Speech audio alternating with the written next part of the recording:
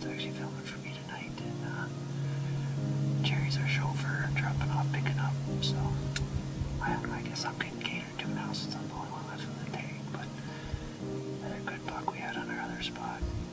Confirmed last night it was the good 8 that shed one side that I picked up, so we're going to see if anything else shows up. We're actually on a new spot tonight. A friend of Jason's kind of offered to let us sit here. He's got one pretty nice 10-pointer coming in that they didn't want to shoot. We're going to see if he comes in tonight or tomorrow night. Take a look at him, but I'll probably shoot him. We don't really have anything else spectacular on camera. Jason and Jerry killed the 2 biggest bucks we had, and the third one in line only has 1 antler now, which if he'd come in, I have his other antler, I'd maybe still shoot him.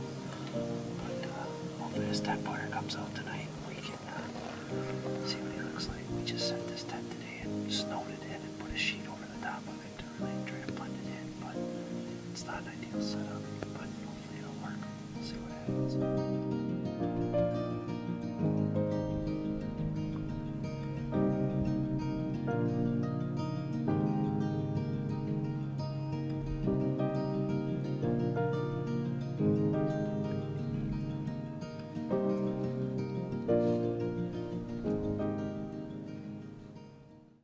Jason and I got settled in here. It's about 1:30 now.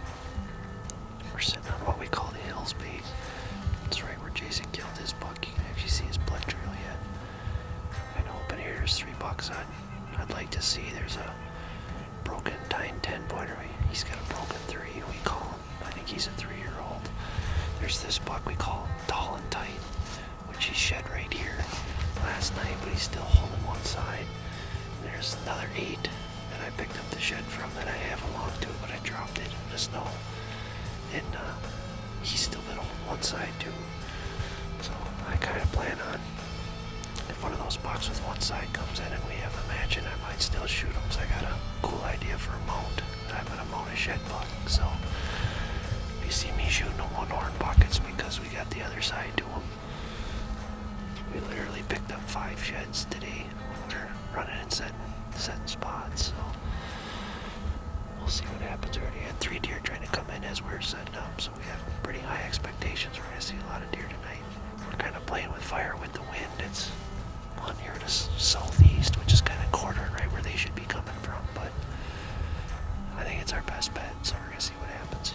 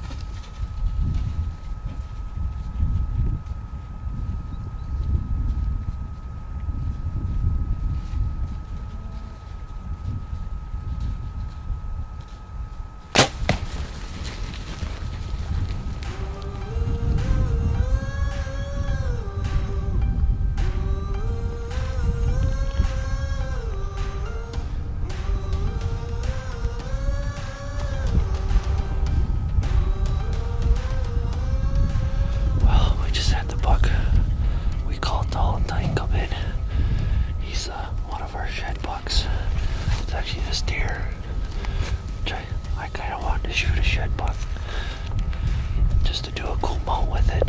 He still has his one side, so I had him a little bit back. He's right at like 22 yards. He was quartered pretty good, but I didn't get a lot of penetration, which was weird for that shot. It should have blew right through.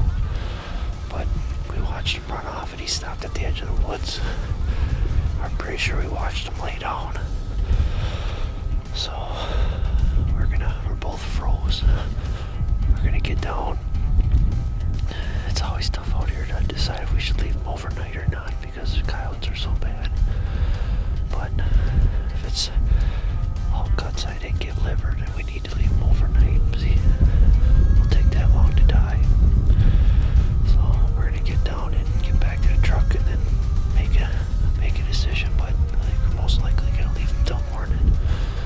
Hopefully he'll be bedded right where he's at there then. It's the next morning. Jason and I came out here. We gave him overnight. Took a risk. We haven't heard any coyotes and we haven't had any on camera. So we looked at the footage last night and it looks good. He was quartering. I probably hit, 3 inches back of where I should have. And you can see we set a tree stand last night, and instead of the bear net blind, just because we had a southeast wind and it was a interesting sit, we froze our butts off and we had so many deer around you couldn't hardly move. So, but hopefully he's laying right where we last seen him on this wood lot over here. We're gonna sneak up there. Hopefully he's laying right where he bedded down.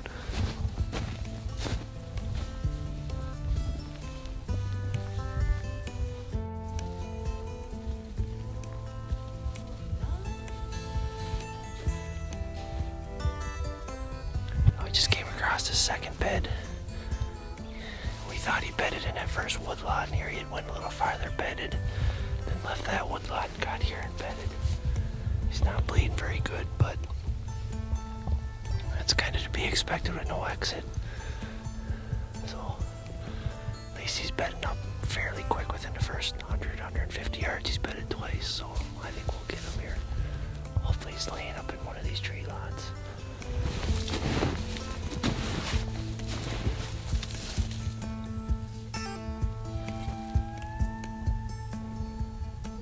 Well, deer gave us a little bit of a run for our money. He bedded a bunch of times in the thicket up here, and he must have got up and doubled back and came right where the trail we walked in, and came up. I found another bed, found another shed. My deer's laying right here. Oh. Can't carry all these horns.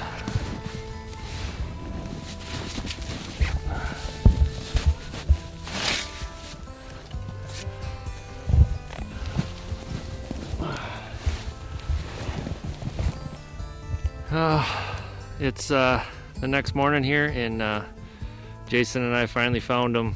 He went a little farther than we thought. He probably bedded like 12 times, and he ended up going into a little thicket up here.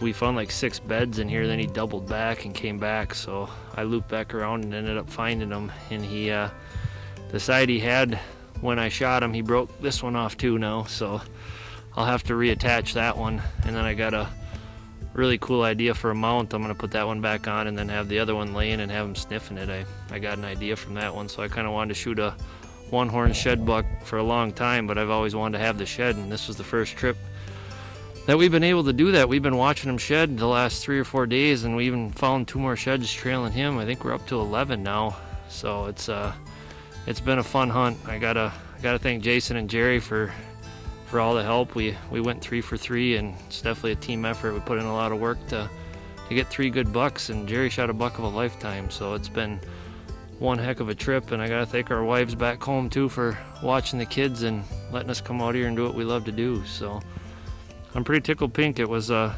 fun hunt, and it's a good way to end the season. So we're gonna get them gutted, get everything packed up, and get out of here.